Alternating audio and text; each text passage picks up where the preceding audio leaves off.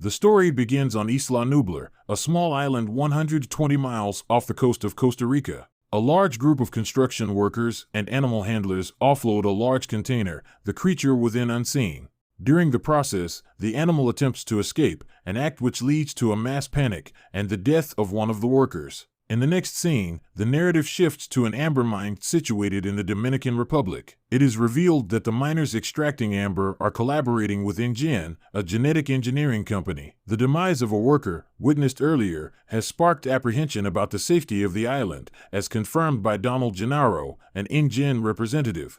The owner of the island is actively seeking leading scientific experts to support the park's credibility. During his conversation with the mine supervisor, Juanito, Gennaro's team discovers a substantial piece of amber that contains a preserved mosquito inside. In Montana, we are introduced to Dr. Alan Grant and his assistant Ellie Sattler at a paleontological excavation site. They are carefully unearthing the fossilized remains of a velociraptor, a lethal and cunning predator considered one of nature's deadliest. Grant is experimenting with a new radiological device that bounces an image of the uncovered raptor skeleton onto a computer screen using a probe. Although Grant is fascinated by the image produced without digging, he is apprehensive about the new technology. He subscribes to the long-standing theory among paleontologists that dinosaurs evolved more from birds than reptiles. One of Grant's assistants has brought his son to the site, who is unimpressed by the image on the screen, comparing it to a dead turkey. Grant shares with the child how velociraptors would hunt their prey with swift coordinated attacks. However, the boy is horrified when Grant explains that the velociraptors would often devour their prey alive after bringing it down. As the excavation progresses, Dr. Alan Grant and his assistant Ellie Sattler's work is abruptly interrupted by the appearance of their primary sponsor, the elderly and peculiar billionaire John Hammond. He invites them to endorse his newest venture, a remote island resort featuring unique biological attractions that are guaranteed to drive children out of their minds. Although Alan and Ellie are initially hesitant to abandon their excavation, Hammond entices them with an offer to finance their research for an additional 3 years. Dr. Alan Grant and his assistant Ellie Sattler are joined by 2 other individuals on their trip to the remote island resort, the equally peculiar chaos theorist Dr. Ian Malcolm and Hammond's lawyer, Gennaro, who represents his investors. They arrive via helicopter and are greeted by the incredible sight of living, breathing dinosaurs. A towering brachiosaurus accompanied by a herd of Parasaurolophus leaves the visitors awestruck, except for Gennaro, who comments, "We're going to make a fortune off this place," while seemingly unimpressed. Afterward, as they reach the central resort and control facility on the island, the visitors are given a brief tour of the process used to create the dinosaurs. InGen, the genetic engineering company responsible for the project, has successfully cloned the animals using preserved DNA strands from mosquitoes that had fed on dinosaur blood and were trapped in fossilized amber for millions of years.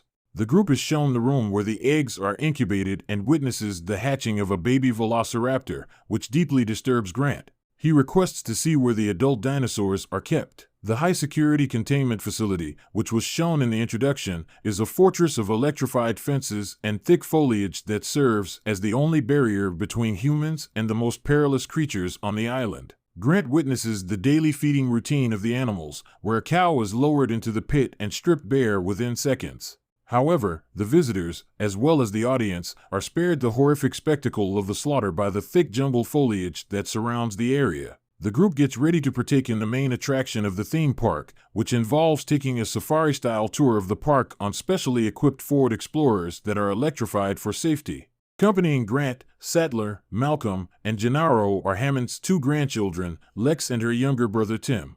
As the group sets off, Hammond settles into the main control room where his 2 computer experts, Arnold and Nedry, oversee the intricate infrastructure of the park. The tour is mostly uneventful, with the Tyrannosaurus rex and Dilophosaurus, 2 highly dangerous carnivores, not making an appearance for the eager tourists. The group does come across a sick triceratops that is being tended to by the park's veterinarians, prompting Sattler to leave the group and assist them. As a tropical storm approaches, the tour is abruptly cut short, with most of the staff leaving for the mainland by ship. Meanwhile, we discover the true intentions of Nedry. He has been contracted to steal dinosaur embryos for InGen's competitor, Biosyn. To carry out the theft, he shuts down security systems across the park, inadvertently causing the electric tour cars to malfunction and the electrified fences to deactivate, resulting in the dinosaurs being set free from their enclosures.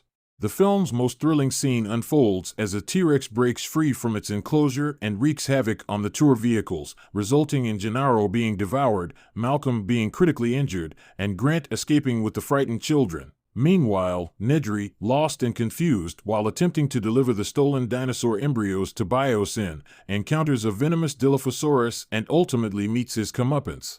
Sattler and Park Warden Muldoon rush to the scene of the T-Rex attack in a jeep, where they find Malcolm badly injured and Gennaro's remains. However, the rest of the group is nowhere to be found. The T-Rex appears again and gives chase to the jeep, leading to a thrilling car chase sequence. Despite the danger, the humans manage to escape. After spending the night up in a tree, Grant and the children wake up to a Brachiosaurus grazing nearby. Although Lex is initially scared, Grant reassures her and the audience that brachiosaurs are harmless herbivores. He reminds them that dinosaurs are not monsters, but simply animals. Once again, they have the chance to appreciate the beauty and grandeur of these magnificent creatures. Malcolm's injury and the park system still being offline force Arnold to take drastic action and reset the system. However, this has unintended consequences, as it also frees the vicious velociraptors from their enclosure. Despite attempts by Arnold, Muldoon, and Sattler to restore power, the cunning creatures outsmart and kill Arnold and Muldoon. Only Sattler manages to narrowly avoid being killed by the raptors. Grant and the children return to the resort complex to find it deserted, and Grant sets off to search for other survivors while leaving Lex and Tim in the dining area. Meanwhile, the raptors corner the children in the kitchen, leading to a harrowing scene in which the predators stalk through the dark, searching for their prey. The children manage to trap one raptor in the freezer but are chased out by the other. As Grant, Sattler, and the kids regroup in the control room, they work together to restore power and communication to the park.